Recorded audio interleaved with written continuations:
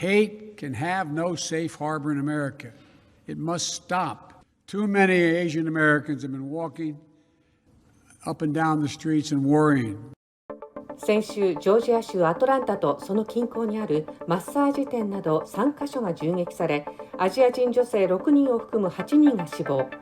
また、タイから移住した84歳の男性が今年1月、サンフランシスコの路上で突き飛ばされて死亡するなど、アメリカでは今、アジア系住民へのヘイトクライム、憎悪犯罪が多発し、深刻な問題となっています。ここニューヨークでも去年パンデミックが始まった頃からアジア人に対するヘイトクライムが増え、今もなおその数は増え続けています。It's very unfortunate that people are so scared that they're lashing out like this. There is always an element of you need to be aware of your surroundings. Certainly in the back of my mind as I go out. I have to drop off my daughter to work, and I didn't want her to take the public transportation. So in a way, yeah, every day I'm worried about if she go to the subway, somebody push her, or I hope everybody get along with each other. They understand this is not our fault. パンデミックが始まった去年、ニューヨークで発生した人種差別に基づくアジア人への憎悪犯罪は28件。新型コロナウイルスの感染拡大を背景に犯罪が急増したことを受け、去年10月、市警察はタスクフォースを立ち上げました。アジア系へのヘイトクライム対策の最前線に立つそのタスクフォースにニューヨークの状況はどうなのかお話を聞きました。Last year in 2020, we had 28 hate crimes against Asian Americans. In 2019, we only had 3. So that's a huge jump. That's like a 900% jump. And those numbers don't really tell the full story either. No, the numbers are not getting better. I know it's been a year since the pandemic, but it's a year since the pandemic started. We're still in the midst of the pandemic, and there are still issues going on out in the streets. So we're on pace to break last year's record. So how are these hate crimes different from, for example, like street robbery, like other crimes? So the biggest difference between hate crimes and other crimes is the motivating factor. Hate crimes, you're committing the crime based on the person's race or ethnicity, protected class. This is just pure hate. It would be an assault, unprovoked, with a racial slur attached to it. 今年はこれまですでに24件がアジア人へのヘイトクライムとして起訴または調査が行われています。地下鉄では68歳のアジア系の男性が人種差別的な暴言とともに頭部を殴られ大怪我。またクイーンズの路上では52歳のアジア人女性が男に突き飛ばされるなど悪質な暴行事件が多発。その共通点は Out of the 28 incidents we had last year, 27 of them, the victims were alone. The times and the locations, most of it, are commuters in the streets and the subway. Normal people going to work, from work, going home, just traveling back and forth. How about the perpetrators? They range from 18 to 60, all sorts of groups, males and females. Amongst all the hate crimes that you've seen in the past, which one strikes you the most? That's the one that happened in Chinatown. A man was walking home from work. For no apparent reason, some guy went up right behind him with a large 8-inch knife, stabbed him right in the back. Completely unprovoked. Didn't even have a chance to defend himself. 先月末、ニューヨークのチャイナタウンで午後6時ごろ、36歳のアジア系男性が20代の男に切りつけられた事件。当初視野に入れられていたヘイトクライムでの起訴はされていません。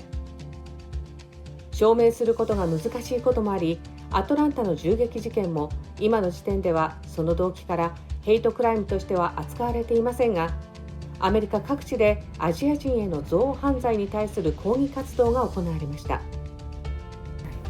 In the case of Tadaka Uno, I'm sure you know about this Japanese person who was really hurt badly. Yeah, he was. And he was called Chinese. Yeah. At the end of the day, his incident was not labeled a hate crime. Why is that? What do you need to be able to investigate as a hate crime? So the label of the hate crime does not mean that eventually it won't be charged as a hate crime. In that specific incident, there was some sort of confusion where the word Chinese came from, who had said it when it was said. Somebody has said that maybe one guy pointed out, hey, it's that Chinese guy that did it, to identify who it was. But we spoke with the district attorney. Once we identify the people who attacked them, if we do, we'll do a background check on them to see what kind of history they have. If they have a history of attacking Asians, they can still be charged with a hate crime. If they tell us when we interview them, we ask them why they did what they did, and they say, that's because he's Asian, then we can still charge the hate crime. I see. So what are you doing as a task force? So we're an investigative unit. We help with the other units when they have victims who have difficulty reporting the crime, have difficulty speaking the language. What we do is we reach out when we see viral videos of unreported crimes. We find those victims and we get them, we convince them to make a report. Making a report will help generate an investigation.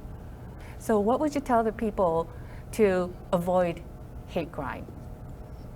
Like I said earlier, 27 out of the 28 incidents last year, our victims were alone. I would say travel in a group, even just another partner. That would help mitigate being a victim of a hate crime. And what do you do if someone came up to you and verbally told you something racial or actually being attacked? What do you do? If somebody comes up to you, say something verbally, I would just walk away. I wouldn't escalate the situation. There's no need for me to give this guy or girl any attention. I would walk away. But if I was attacked, and if a victim was attacked, they will have to do what they feel is necessary to keep themselves safe, whether that's running away and getting to a safe place and calling 911. そしてアメリカでは今、警察が介入するものだけではなく、職場や学校など日常生活の中でのアジア人への差別も広がっているといいます。ロックダウンが始まった去年3月から1年間で人権団体に届いたアメリカのアジア系住民への暴力や嫌がらせの被害報告はおよそ3800件。カリフォルニア州が最も多く、ニューヨーク州がそれに続きます。ニューヨーク市民から差別などの報告を受け付けている人権委員会にその状況を聞きました。I understand that there are increasing anti-Asian incidents. Tell me about the situation in New York City. If you're looking back to January, February of 2020, what we saw is that as the news of the pandemic started to take effect internationally and started to hit the media here in New York City and in this country, we saw more and more that Asian communities were being affected. So at first in New York City, what we saw was initially business communities, our different types of API business districts, Chinatowns, Koreatowns, our business areas were being affected either by stigma or scapegoating, where we saw that those areas would have a drastic drop in business. We heard more and more about people being targeted on the street by hateful speech or anti-Asian racism. By March and April of last year, even that time period, more and more, we saw an increase coming into our agency of complaints and reports of anti-Asian discrimination and harassment across all the different areas. Mm-hmm. Yeah. What were the main reasons of these harassments? Unfortunately, I think there's a lot of different things at play here.